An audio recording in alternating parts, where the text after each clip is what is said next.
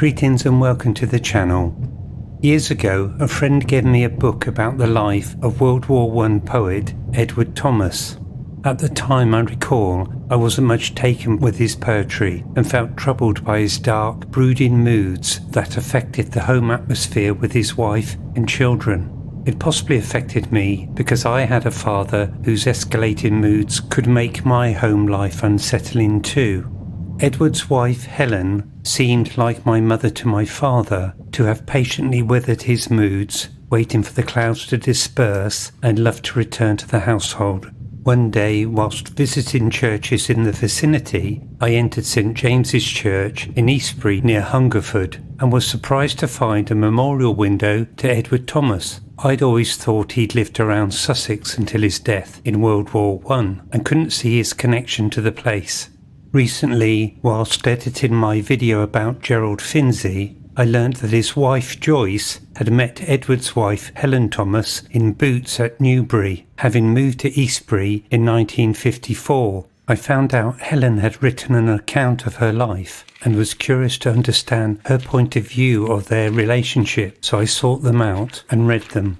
The first book, As It Was, then World Without End, then Under Storm's Wing, which brought together the first two books with her letters to Edward and also her daughter My Fanny's account of her childhood and her father's death. Having read these books, I was eager to see St James again. Last time I'd visited here, it was very dark inside, so I knew I needed to visit on a bright day, and as it was November, probably the morning.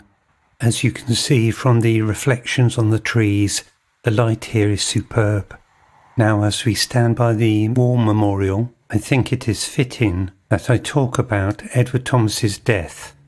It was widely circulated that he had a bloodless death caused by the shockwave of a nearby shell exploding on Easter Monday, the 9th of April 1917, during the Battle of Arras. Thomas's widow Helen had initially been told he had died from the blast of a shell that passed so close it stopped his heart. However, a letter from his commanding officer, written later and discovered in 1936, revealed that Thomas was actually killed by a direct hit from a shell, with the letter stating he was shot clean through the chest.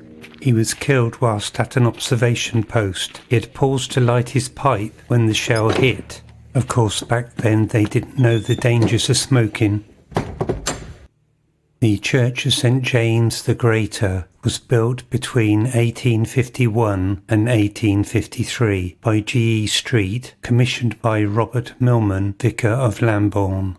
In the distance we can see a window made of modern plain glass, beautifully engraved by Lawrence Whistler in 1971. We shall study it a bit closer shortly. As I was moving my way past the font, I realised that the reflections from the window were quite tantalising and enchanting. I loved the way that the light danced on the font. Although the font looks fairly old, I think it's Victorian.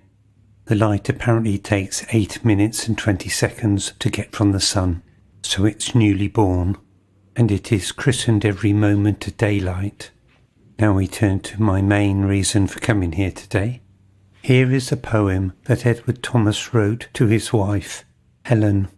And you, Helen, what should I give you? So many things I would give you.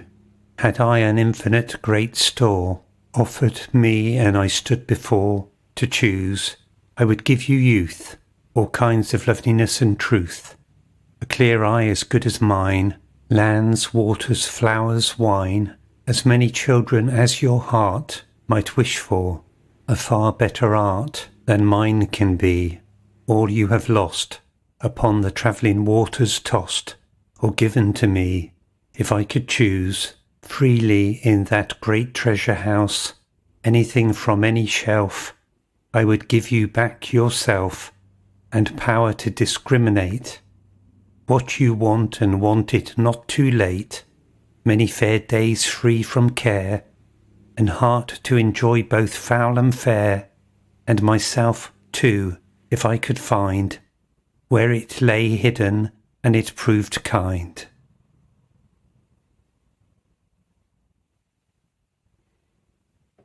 Now, I had some difficulty filming this because the way the light interacts with these type of windows, it's very difficult to get it to focus properly.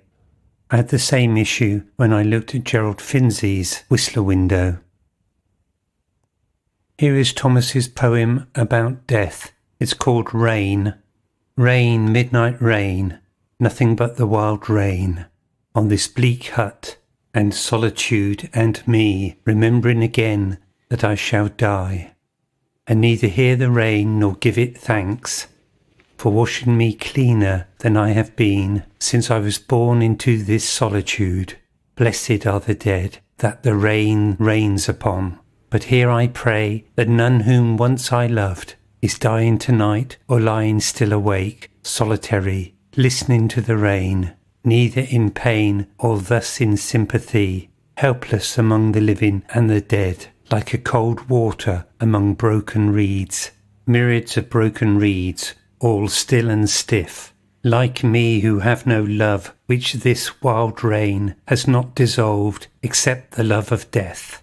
If love it be towards what is perfect and cannot, the tempest tells me, disappoint. Last weekend, 150 people were crammed into here to see a concert. I know this because, whilst I was in here, a lady came in to check on me, because, in her words, I'd been here a long time.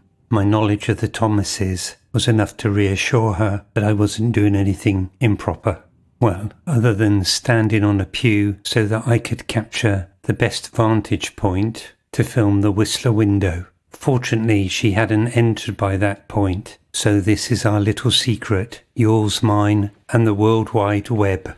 As I was entering the pulpit, I wondered if there might be a poem about it, and it seems that Edward Thomas wrote a poem called The Countryman, which describes the internal thoughts of a man sitting in a pew and observing the pulpit during a church service.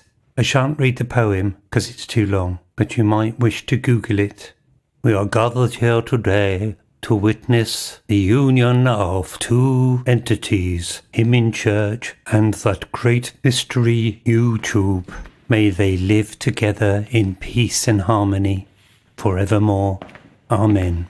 And our women too. Apologies if that sounded disrespectful. Sometimes I feel I just need to break free a bit. And after the rhythmic constraints of reading the poetry, I just wanted to utter the first thing that came into my mind.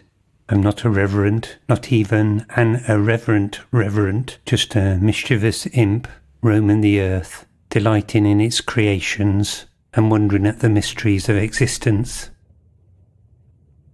At moments like these, I brace myself for thunderbolts. But when I raise my eyes to heaven, I glimpse the security of a sound Victorian roof.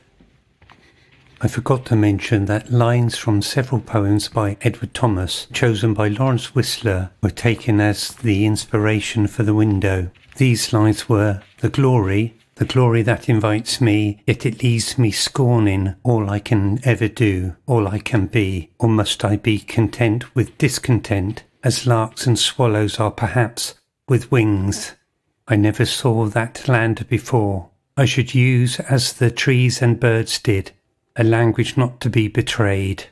The chalk pit, imperfect friends we men and trees since time began, and nevertheless, between us still we breed a mystery, beauty. There I find my rest, and through the dusk air flies what yet lives in me. Beauty is there. What will they do? But what if I in them, as they in me, nourished what has great value and no price? When first, perhaps I may love other hills yet more than this, the ashen grove. But the moment unveiled something, unwilling to die, and I had what most I desired. Home, this is my grief, that land, my home I have never seen. No traveller tells of it, however far he has been. That concludes the inscriptions from the windows. I am now searching for Helen Thomas's grave. Her daughters, Fanny and Bronwyn, are also buried in the churchyard next to her. Let's pause to look at the church before we shortly locate it.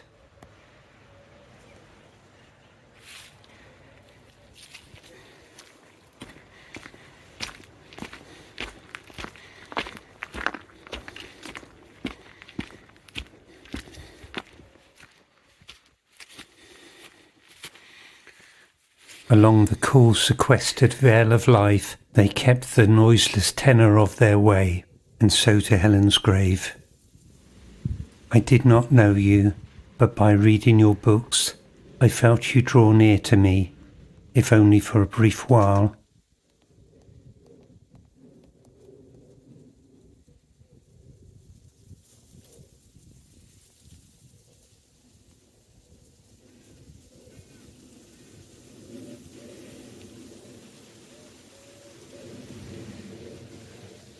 Now I thought I'd do a pilgrimage to where Helen Thomas actually lived.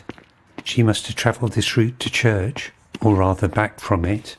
Edward Thomas did a poem called The Lane, and I think it might be appropriate to read it whilst we're walking.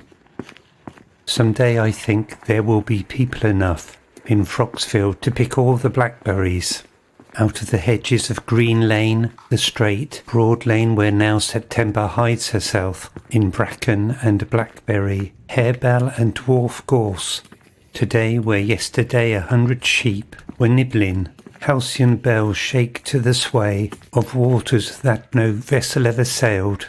It is a kind of spring, the chaffinch tries his song, for heat it is like summer too. This might be winter's quiet, while the glint of hollies dark in the swollen hedges lasts 1 mile, and those bells ring little I know, or heed if time be still the same, until the lane ends, and once more all is the same. Well, we're not quite yet at the end of the lane, but this is the final lane that leads to the house, and my eyes delight on the avenues of light on the wall. It took me a while to find it, because I left the church the wrong way and had to retrace my steps. Still I spoke to a few villagers, one of which had a map which identified every house in the village, but still we were struggling to locate it. As Tolkien might say, the road goes ever on, back from the road where it began. And life is a journey, and this is a journey, and it's a beautiful afternoon. At the time of my visit, the house is actually for sale, just short of £700,000. I think Helen Thomas would have been shocked. For much of their early life, money was a constant worry, and for myself, I have favoured creative freedom rather than the accumulation of financial wealth.